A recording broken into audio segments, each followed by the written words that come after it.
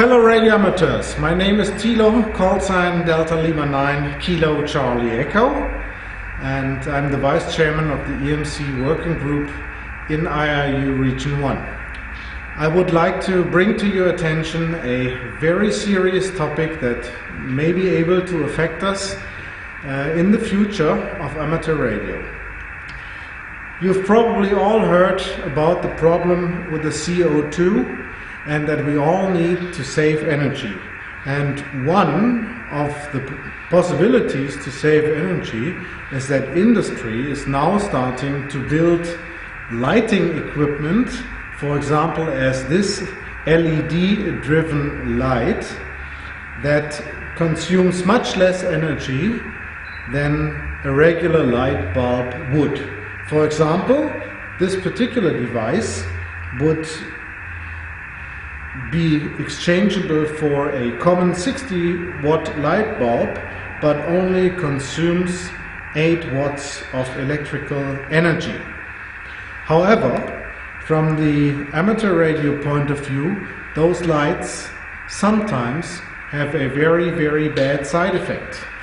Because, and here it is the original, there's a lot of electronics in the socket of this lamp. And this electronics is used to drive the LED at peak efficiency. Due to this, there is an alternating current of high frequency going in and off this light bulb, and this current is also producing electromagnetic disturbances that is radiated from the mains line. And so the question we have is, how can we make sure that the light bulbs that we use in our own house are not one of those where this effect is especially strong?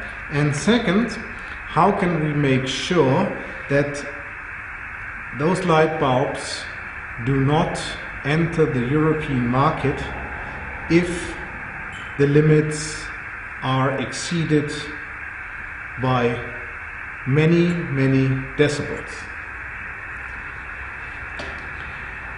The natural way would be to measure the disturbance current on the mains line.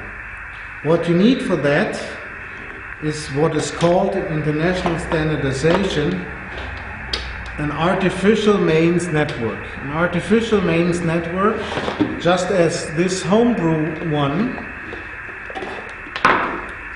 mainly consists of a filter that goes to the plug to let not any external current enter your measurement site. Then you need a plug where you can insert your device under test, in this case the lamp. And then of course you need a third port where you can plug in a test receiver, which can also be, for example, your amateur radio transceiver using the receiver part only. Actually, it's very easy. You just decouple the 50 Hertz by a capacitor. In this case, I used a 15 nanofarad capacitor, but it's not really important. It just has to be large enough. And then you terminate the one phase by a 150 ohm resistor, and the other phase, in this case, I used a T attenuator that does two things. First of all, the measurement signal is decreased by 20 decibels, and second, this T transforms the input impedance of 150 ohms, which roughly is half of the differential mode impedance of a mains line, to a 50 ohm output port where you can plug in your receiver. So we use this device now, plug it in, and we have the socket in front, which can be used later on to plug in any lamp using this converter. As a test receiver today, I would like to use this software-defined radio, Perseus. It's probably known by most radio amateurs. The Perseus has the advantage that you can look at 1.6 megahertz of spectrum at the same time. So if I hook up the input of the receiver to the output of my artificial mains network here, then I can see the noise. There is no device on the test plugged in at the moment, therefore there is no noise visible. Now, if I take an LED lamp, in this case it is a lamp from the company Xarvax, which I've never heard before, by the way, which I recently bought. And it has 4.5 watts and it's supposed to behave like a regular 20 watts light bulb. But that is not our concern at the moment. We want to look at what is the potential of electromagnetic disturbance that this baby can do. So I put it in here, and immediately you can see that the noise is visible within these 1.6 megahertz of spectrum. Since this fine software also offers us a max hold button, we can make a precise measurement of what the highest disturbance voltage introduced into the mains line of this lamp is. The spectrum that I'm looking at the moment, it's 500 kilohertz to 2.1 megahertz, and within that part of the spectrum this seems to be the highest peak. The highest peak can be discovered at an amplitude of about minus 60 dBm. Now, keeping in mind that our artificial mains network in fact has an attenuation of another 20 dB, the real signal strength would be minus 40 dBm.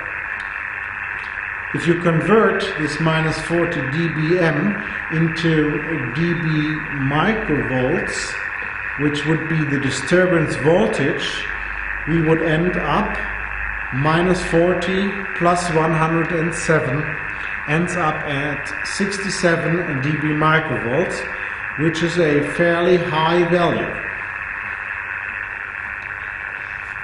Okay, now let's take a look at another lamp. So we've got a Signal Lux lamp here. It is a 2.7 watt device, and you can actually see all this little surface mounted device LED on this lamp. It has 45 of these, and I plug it in and see what happens. Okay, you can hear that you don't hear anything. So this lamp does not cause any disturbance whatsoever. It is absolutely free of disturbance. Okay, at least from what I can measure with this kind of measurement setup. There is another lamp which has a little bit of funny form. It's made by a company called Paulman. It's a 3 watt device, and if you look at it very close, you can see the LEDs in a row in the center of that bulb. Okay, let's clear the max hold function and hook it up to our measurement system. Okay. As you can see, also this lamp does not increase the noise floor of our measurements. facility. Let's go to the next lab. So what have we got here? It is made by the German company Osram, and it's called Paratone.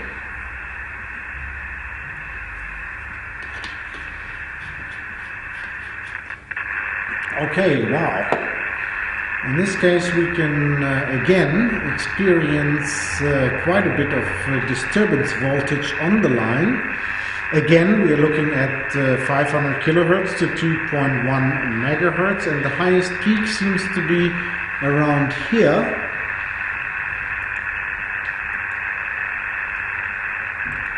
Which is at around 1.2 megahertz in this case, and the highest peak has a disturbance power of minus 75 dBm, plus the 20 dBm in here. We're looking at minus 55 dBm, so it's not as bad as the one that we had before.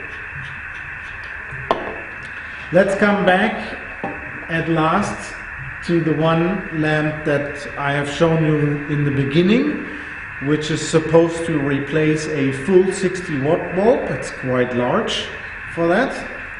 And let's see what happens if you install one of these babies in your home. Oh my goodness. First of all, it's pretty bright. So, just so I'm not blinded, I use a little piece of paper to cover it up. But on the other hand, you can see that this lamp is producing a large amount of disturbance current on the mains line. Put on the max hold function and measure the highest peak, which is here at about minus 8 dBm. So if we again add the 20 dB attenuator value to it, we have a value of plus 12 dBm of noise power inserted back into the mains line. So if we convert that again to noise voltage, we are looking at a value of 115 or so dB microvolts, and one can guess that near this lamp you will not be able to hear anything on long, medium or shortwave in your radio. So please, fellow amateurs, be aware of that LED lamps are from not disturbing at all to so disturbing that even if a neighbor buys one, you will not be able to continue with your hobby ham radio anymore. Please be aware, check, do your own investigation, and of course, if you have disturbance, go to your local radio club, go to your national radio club and inform your administration about what you have discovered. Thank you very much for watching this. 73s, this is DL9, Kilo Charlie Echo. Bye bye.